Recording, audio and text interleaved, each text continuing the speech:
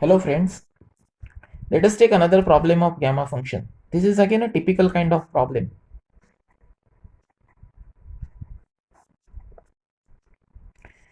Evaluate integration 0 to infinity x cube divided by 3 raised to x dx. Now look at this. This is constant raised to x. This is a very typical type of example and we have a typical substitution for this. So the substitution is put 3 is equal to e raised to m. Actually, we are not doing anything with x. So there is no need to change the limits. There is no need to change the variable x. We are just replacing this constant 3 with this constant e to the power m. Here m is taken as some integer or some value. So e to the power m is a constant and we are replacing a constant with a constant. So we are not doing any change in the variable and no change in the integration limit. So our integration is now look like this: 0 to infinity x cube divided by e raised to m, this is 3, raised to x dx. So this is equal to 0 to infinity x cube divided by e raised to mx dx. So this integration now reduces to 0 to infinity x cube into e to the power minus mx dx. I hope you have understood these 3 steps. Okay. Now to fit this definition inside the gamma function, we need to make some changes with this mx. So let's do some changes. We'll put mx to be some t. So x will be t by m and dx will be dt by m.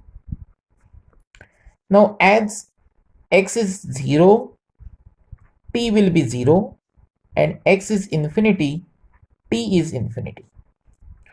So the integration limits will remain constant. Fine. Now let's see what happened with our integration. So integration will be 0 to infinity. Now x is t by m. So this is t by m bracket cube into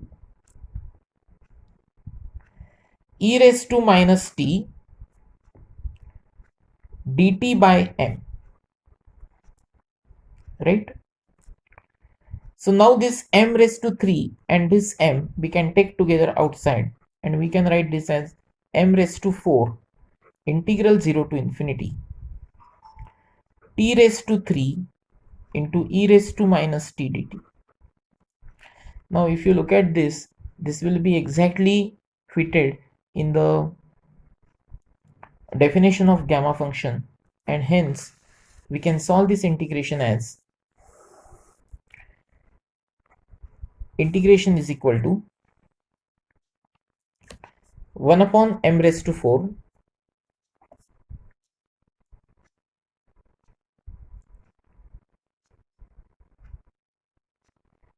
1 upon m raised to 4,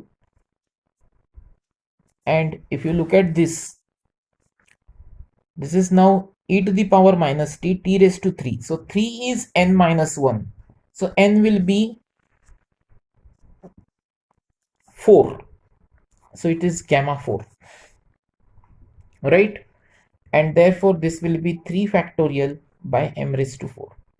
But look at this, we have substituted this m as 3 is e to the power m. So let us make this, take the value of m again back in the integration.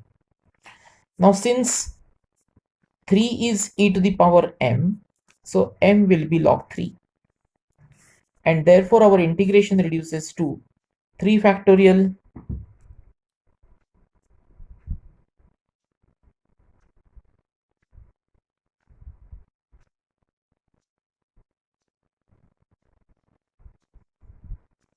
is 6 divided by log 3 raised to 4.